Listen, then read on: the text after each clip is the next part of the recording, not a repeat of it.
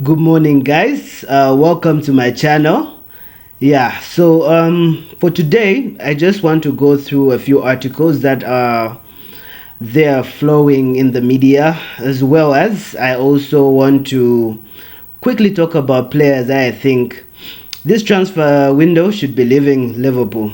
We should never see the front side of the faces and only the back side of the faces. So quickly, just to go through the stories that are circulating today. One is a very interesting one. It's about Nabilad, Naby Keita.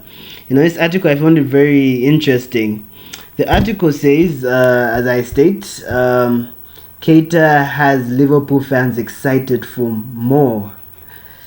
Yeah, he says he's keeping the dream alive, which I find was really odd. Though what I could say to back that statement is that Naby Keita, he is probably with our main midfield, which is Fabinho, Thiago, and Jordan Henderson. I think the next player in is Naby Keita, so he's that important to the team. Yeah, and he adds a different dimension to the team, but I just feel quite alright. He's been showing a good balance in defense and attack. But then I just feel he's got an odd mistake that could lead to a goal. You know what I mean? Yeah, I think he has to improve on that. So another story that's really hitting the media is about Mohamed Salla, and Klopp saying Mohamed Salla quite at the moment is not in the right mindset. Yeah, and he's saying that he could see that the boys more specifically Sadio Money and Salah are trying to get goals, and they're so determined, especially Salah with what happened with the World Cup. He's got a point to prove, and he's saying it's affecting his game. Yeah, so big up to Klaus for being open about that. I think we've all noticed that. It's quite evident that Salah is not playing to his best right now, so we're hoping for the better in the future. So I think the last interesting story is about, let's just talk about Darwin Núñez for a second, guys, and give applause.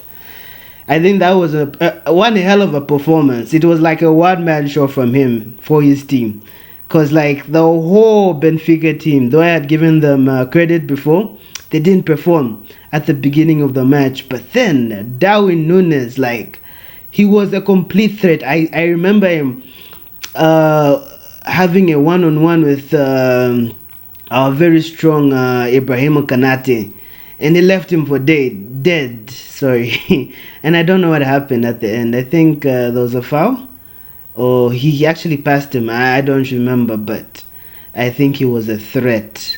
That we all have to admit. And he's not the conventional striker. He actually sometimes I think he plays more of that advanced role. He's got the freedom to move around. He doesn't stay centrally. He can move wide in that attacking role. So he's a quite interesting prospect. I don't think he's quite the striker for Liverpool, but I think there'll be a lot of teams interested for him. It would be nice to see a player of his quality, only 22, in the Premier League. I think he could be a good player for Arsenal, a team like Arsenal. I wouldn't say Manchester United. I think for Arsenal, he'd be a very good player. I think he would suit the profile. Yeah, so now back to the main topic. Looking at the game yesterday, I felt it would be important to now, look at players I think should be moved on in the transfer window. It might be too soon to talk about it, but I feel it's something we can talk about. And I was referencing yesterday's lineup practically what we had in the starting lineup, as well as the substitution bench. So the players I think that should leave. The first one is controversial. The first one for me is Sadio Money.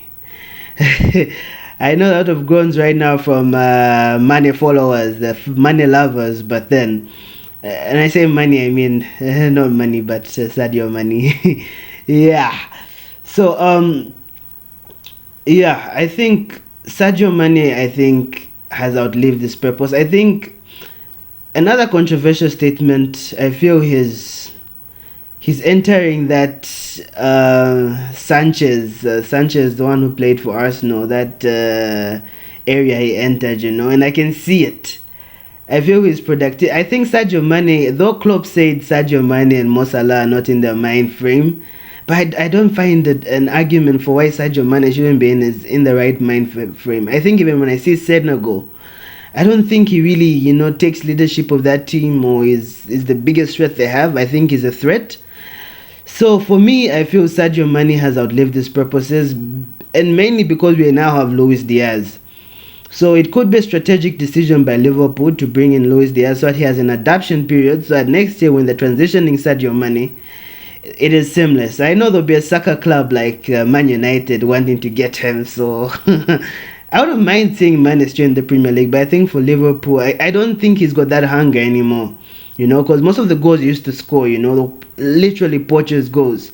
Those headers, those tap-ins, you'd wriggle past the keeper. And I remember vividly the game we played against Tottenham, is it 3 years or 2 years ago? And always against Tottenham, he's always like outperformed, He's always been that Sadio Mane, that threat.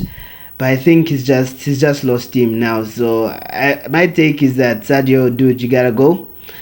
No offense. Yeah, I think the pundits in America, not in America, my bad, in England, I think when it comes to Sadio Mane, I think there's a racist thing there. They don't want to come out as racist because there's always been that comparison with Mane and Salah.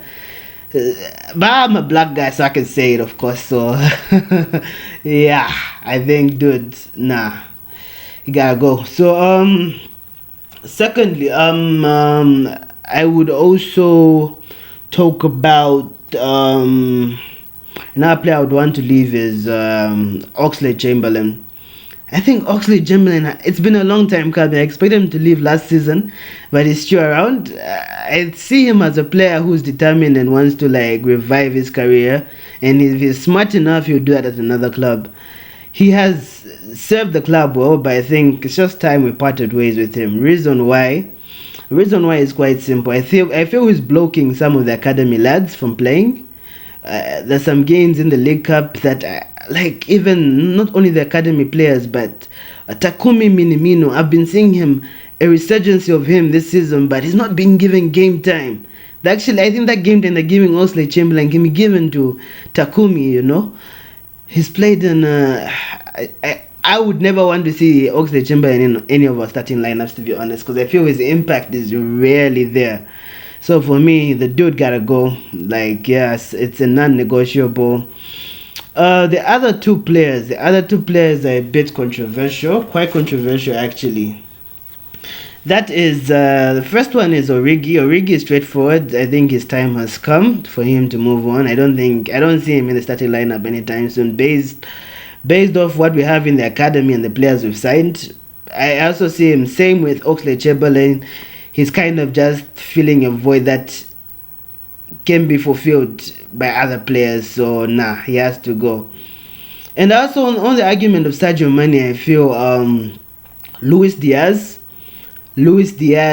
needs a lot of game time. That guy is going to be a star, and for a player to evolve to being fully a star, he has to reach that. He has to be given game time of star level, playing time.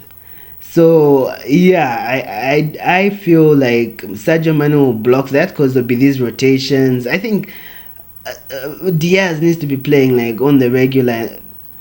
But I think for now, the game time he's getting is quite fair. It's giving him time to not be too indulged. It's giving him a settling period, so to say. So yeah, that's my opinion. So lastly, Joe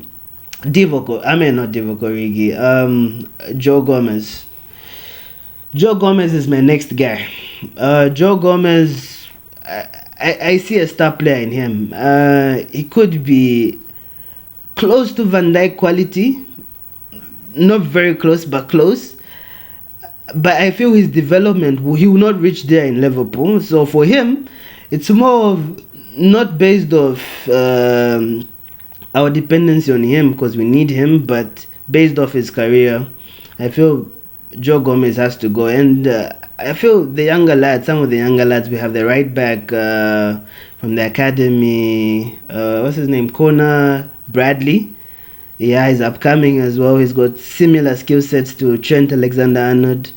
He looks also like a warrior as well. So yeah, I feel transitioning him next season will be what's best for us, because in those centre back positions, Van Dijk is really injured. Apart from the injury he's had last year, like his track record basically says that. So yeah, I think that's all I had for you guys today in the morning. I just thought I give my opinion of what's the way forward with this squad, you know.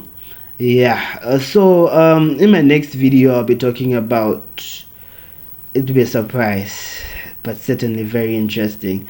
So I ask you guys, please smash the like button, share my video.